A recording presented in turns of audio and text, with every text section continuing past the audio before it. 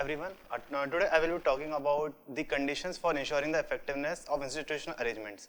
Because for any project or any infrastructure project to implement successfully, we need the participation of the government, and they need to be creative in terms of like how they are going to implement the project, and like what are the factors behind going to those decisions. So the first one is creating competition. As we have already studied that competition should be a must in order to achieve competitive pricing, and so that the both public and private partners are equally well off. So like and a monopoly should be avoided.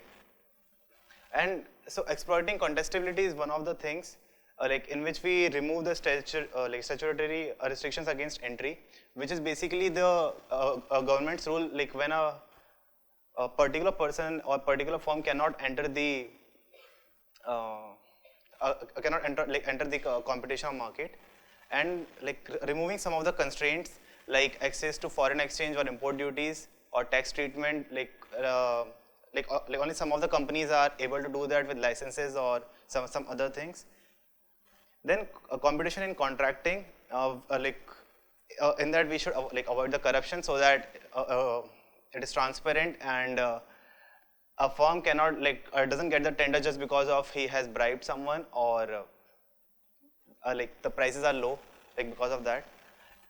And providing benefits like longer term payoffs for the bidders, which is basically the government tell them that they will give some future benefits to the winners or the bidders, so that people are actually interested in bidding for the project. Then developing effective participation. So participation is required from all the sectors in the society, including the individuals or the private sector. So the model one which was mentioned in the paper, so they have mentioned the user act as the full or partial owners, financials or the financial and suppliers of the utility.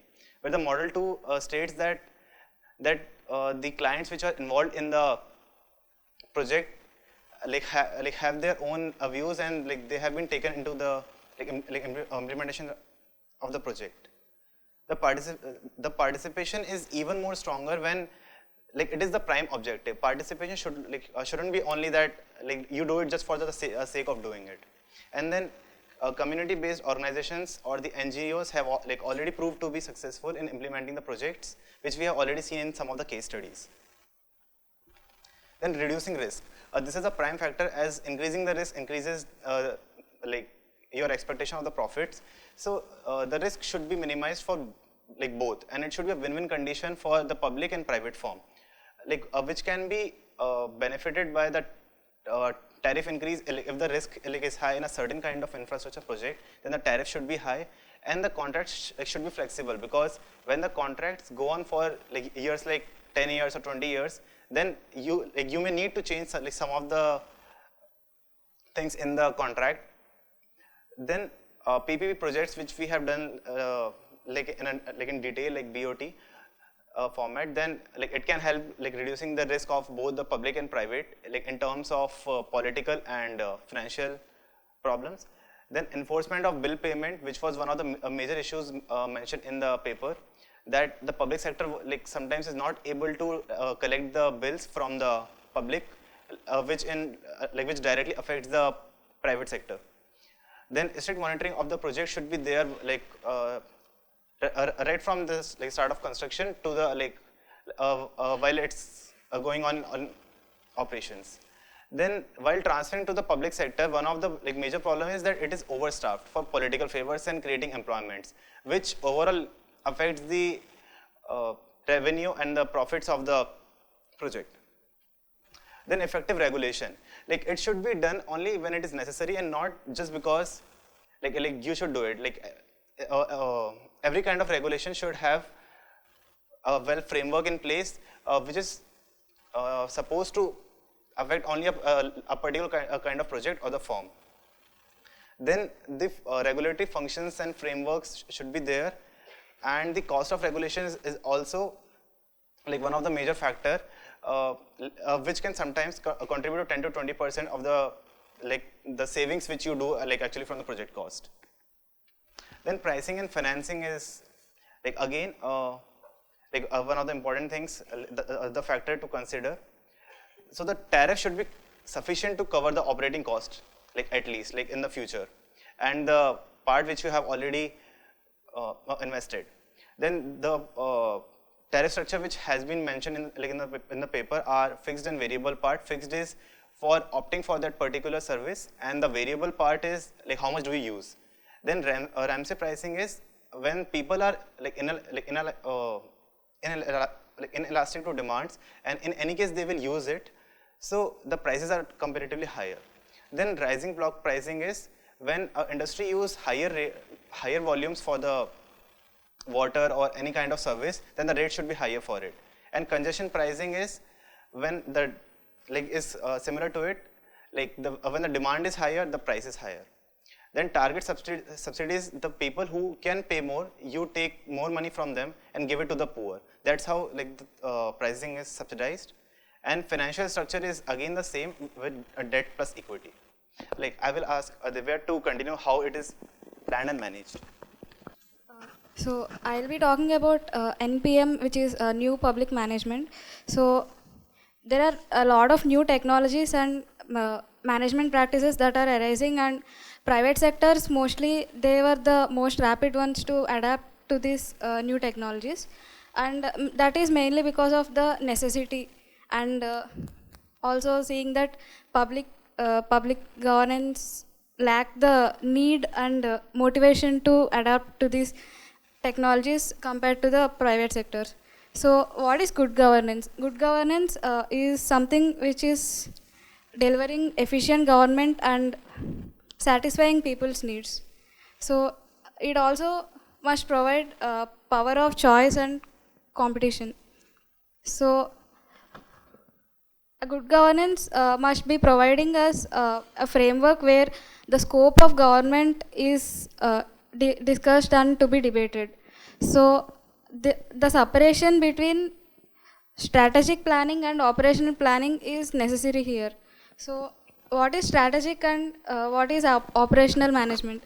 So strategic planning mainly focuses on the vision, which is a long-term concern, and compared to the operational management, which is mainly focused on the objectives of the project, and it is mostly the short-term thing, and operational management mainly focuses on efficient performance rather than the functioning and funding of the project. So the necessity of the NPM is to transform the public administration to operate in an entrepreneurial manner. Though the futures of NPM are focusing on effectiveness, efficiency, and quality in implementing the orders. So it also has a quality to, a compulsion to treat private and public sector service providers equally in terms of the budgets and service-oriented orders. So the requirements of NPM. So the launching of a project is mainly done only when there are a large number of critical people.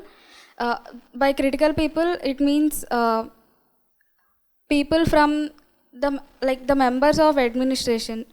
So there are also some preconditions which are to be satisfied. So the first thing is defining the responsibilities.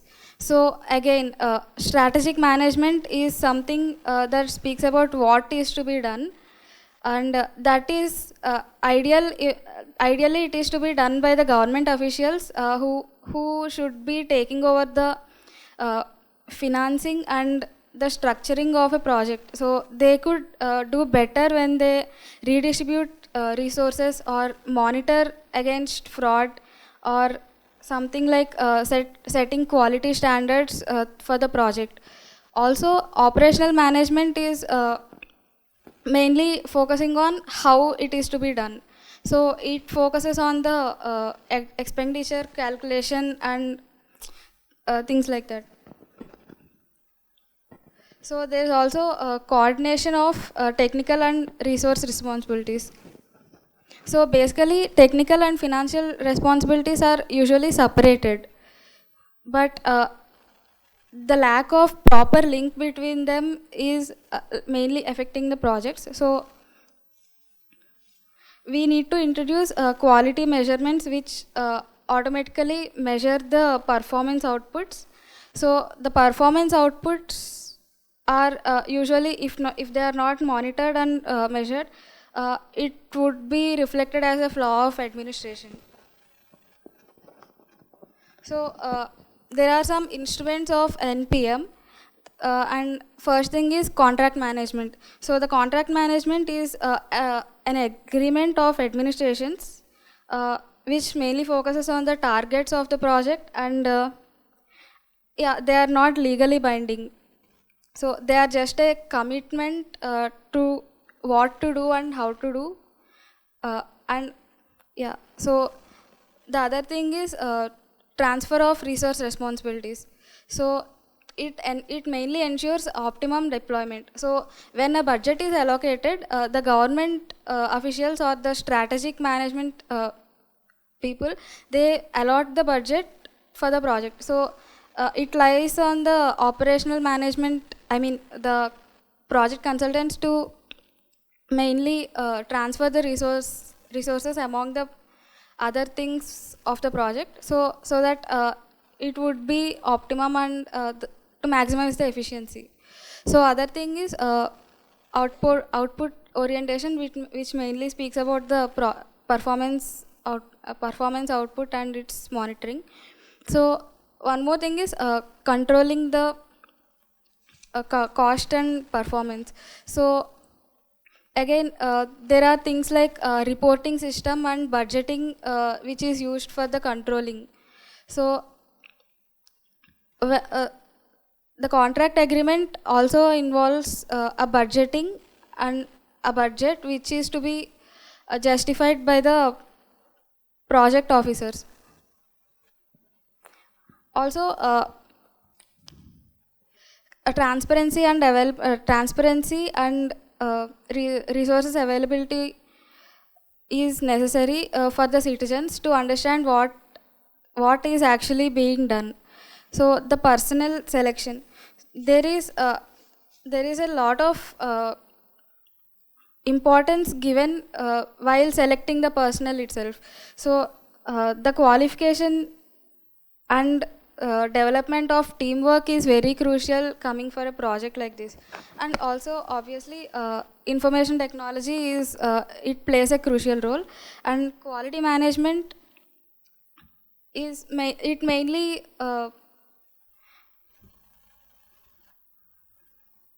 okay. So as long as we create some quality management principles and stick to them, it's not the entire story. Also, creating a new public management itself doesn't guarantee you success. So there should be a motivation for the employees to prove their capacity and make this project a success. So there are a few steps involved in this. So the first thing is benchmarking. Like, you need to define what the services and costs that are to be selected for comparison. So we select some targets and we record our performance for comparing. So, and the next step is compare your results and interpret from that. So the performance comparison between administrations is it is considered as an ideal instrument to optimize efficiency and effectiveness.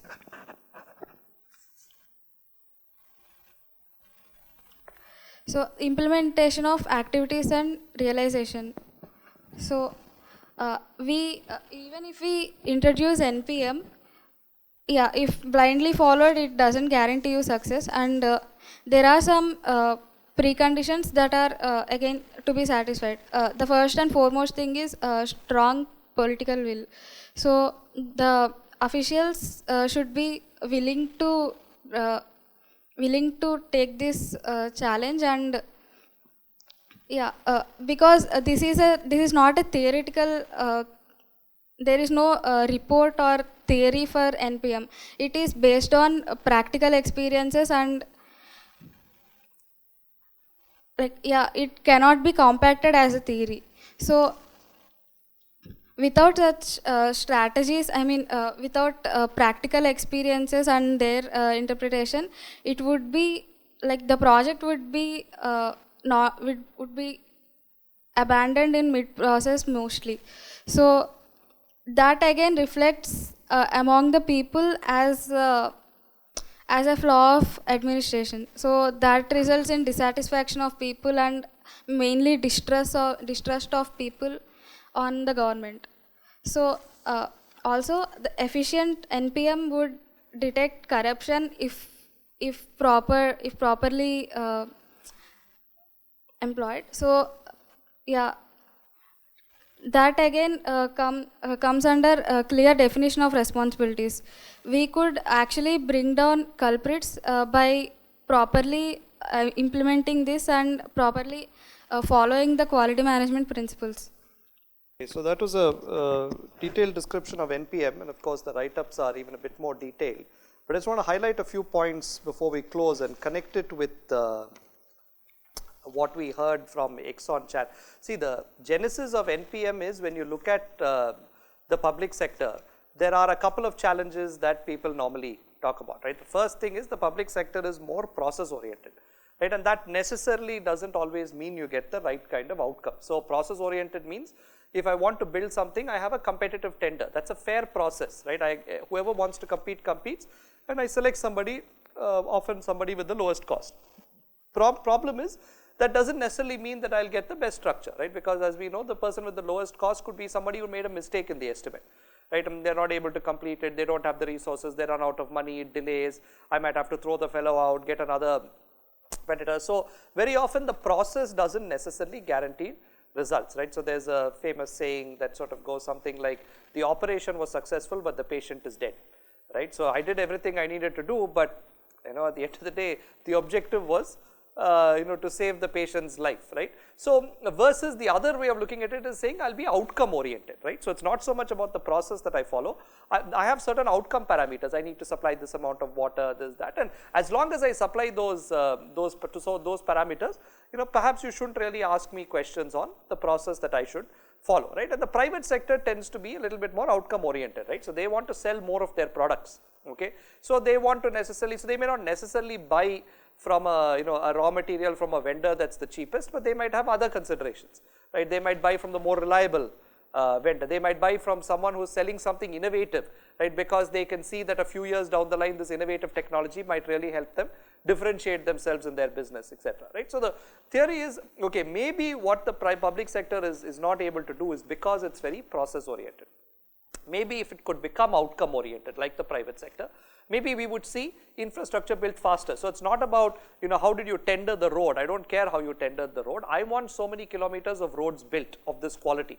I want so much water supply. I want so much power, right? So can we really have outcome oriented metrics? Although we have these outcomes, planning commission, Niti Aayog, documents, etc., the workings are not necessarily outcome oriented. The workings are more process oriented, right? So new public management is, can we manage the public sector like the private sector, right? So can we look at outcomes and outputs and not processes, okay? And therefore also, in the public sector, your promotion is often based on seniority, right? I can't suddenly leapfrog someone else, right? Every few years I get a promotion, I go to the next grade pay. But the private sector, you can very quickly, leapfrog everyone and become CEO if your performance is great, right? So that incentivizes people to perform, of course, right? So can we bring in some of those practices into the public sector? So that was essentially new public management, right? So then the question is, okay, all of this is philosophically okay, how do I do it? So a number of things that both Divya and Jaykishan listed, but couple of things to highlight is, one is, can I have more performance or outcome based contracts and views? So if you look at Exxon Chan's thing, again the outcomes are very clear. I want to connect the city, I want to minimize wasted water, etc. So it's more outcome oriented rather than process oriented, right? can the decision making be much more decentralized to facilitate? So in other words, that's what we call autonomy, right? So can I give autonomous decision making to the water supply authority, etc., right? So that they can actually go ahead and take the steps necessary. Again, we saw that in the Cambodia, example. More customer orientation, right? So what differentiates the private sector from the public sector? The private sector says the customer is king, right? Because if I antagonize the customer doesn't buy my product anymore, I'm out of business, right? Whereas the public sector often operates as a monopoly. There's no such thing as saying, I don't want water from Chennai Metro Water, right? There is no other alternative supply. I don't want power from Tamil Nadu Electricity Board. Of course, now you can put in solar panels, you can get private water tankers. There is always an alternative.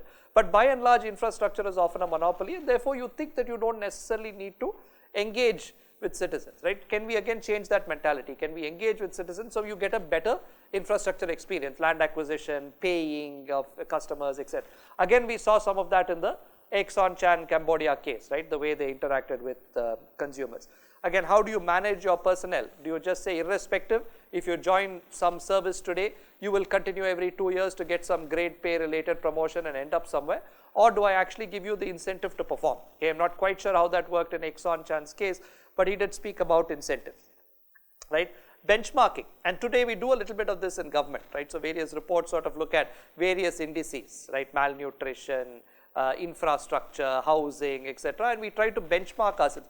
Private sector benchmarks itself all the time, right? So if you look at a bank and you go to their board meetings, they're probably talking about what is the percentage of non-performing assets that I have versus non-performing assets that other banks have, right? We all know we have non-performing assets, but I need to benchmark, right? And based on my benchmark, if I come out relatively poorly, then I have to take decisions, right, to improve. Again, this is something that typically governments may not do, but again is something that new public management says you start doing, something that's very common in the private sector. And then finally, the extension of new public management is, why do you have to do everything, right? Do what you can, bring in the private sector to do what they can do best, right? And in order to do that, create competition, right? So for instance, reduce barriers so that more qualified people can come in and you can actually get a more qualified vendor. So an example is, let's say you want to do 10 kilometers of tunneling, right, as part of the Chennai Metro Rail contract. One way of doing it is to say, I have a pre-qualification condition, only people who have done 10 kilometers of tunneling or more can apply.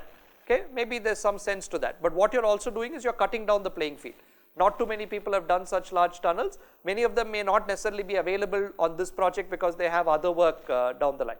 But then you can start thinking, is doing 1 kilometer of tunnel any different than doing 10 kilometers of tunnel, right? Isn't it essentially the same thing over and over again? So if I can build, of course, 10 meters of tunnel is one thing, but if I've done 1 kilometer of tunnel, right, isn't it logical that I could possibly do 10 kilometers of tunnel? And if you believe that, then perhaps you should say your pre-qualification criteria is people who have done 1 kilometer of tunnel.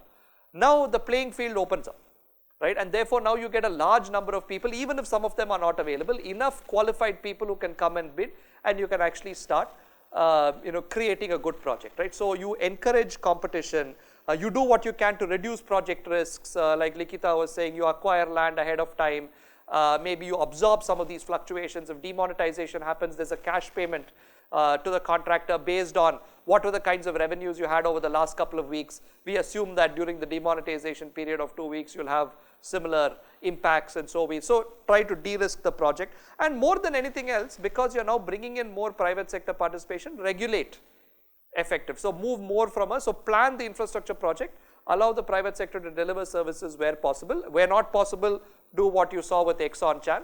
And where the private sector is delivering services, regulate. Regulate means, figure out pricing, right? Because again, if I give water supply, one of the problems with Exxon Chan is, what if he suddenly overnight decides to just quintuple prices, saying this is what I need, right, for cost recovery? It's going to be very difficult for people to pay, right? So you need a regulator who is looking at prices. The regulator, of course, needs to be independent, right? The regulator should not be capturable by the private sector, should not be capturable by the public sector. Private sector wants high tariffs, public sector wants low tariffs, right? So it should be sort of fair, neutral. So you need to find people who are qualified, who cannot be bought. You probably want regulatory terms not to align with election terms, right? So that you don't have the situation where a new government comes in, completely changes the regulator, right? Ideally, a regulator's term and a government's term are transposed a bit, so that any regulator that one government suggests, right, spends some amount of time in the next government as well, right? And so there are certain strategies to look at. right? But this is essentially new public management. It's saying, look, where we can, let's bring in the private sector, let's create competition, let's have them deliver efficient services. Where not, let's try to sort of be performance based, let's try to sort of benchmark ourselves, let's try to be autonomous, and therefore build infrastructure fair and fast. So this was, in the 80s and the 90s, sort of a big buzz. Everyone said new public management. In fact, the whole public-private partnerships thinking came out of that philosophy, right? But unfortunately, like anything else, new public management is a very good tool in the hands of good people, right? If you have the wrong kind of people, then giving autonomy, etc., is extremely detrimental to the system, right? So if you have corrupt people in charge, then autonomy is actually going to ruin the service that's provided. And because we are not really sure how to control for that, most governments still continue to go in with the reason you have a process is to limit corruption, right? Essentially, you're saying the decision is out of your hands. Follow the process. Whoever wins gets the contract, right? As opposed to me being able to say, I am giving them the contract and because I justify it in some way, but it's really because I have a deal with that person, right? So in order to cut out corruption is why we have processes, right? And so in many cases, governments still continue to say, look, we need process, right? And so new public management hasn't quite taken off the way it was envisaged, but there's probably a way in which you can take some of these principles like Cambodia has done, identify, appoint good leaders, give them some amount of autonomy, look at it from a performance-based perspective, bring in the private sector where necessary, and therefore speed up the quality and quantity of infrastructure development, right? So something to think about. Again, comparing to what Krishnan said, it's not completely deviant with what he said because they're also thinking of these kinds of things, right? But at the same point, the question is, how fast are you moving towards a philosophy where you're looking more at the outcome and not so much at the process, and at the same time ensuring that you don't let corrupt elements completely ruin what you're doing, right? So again, some things to think about, okay? So we're over time, so we'll stop here.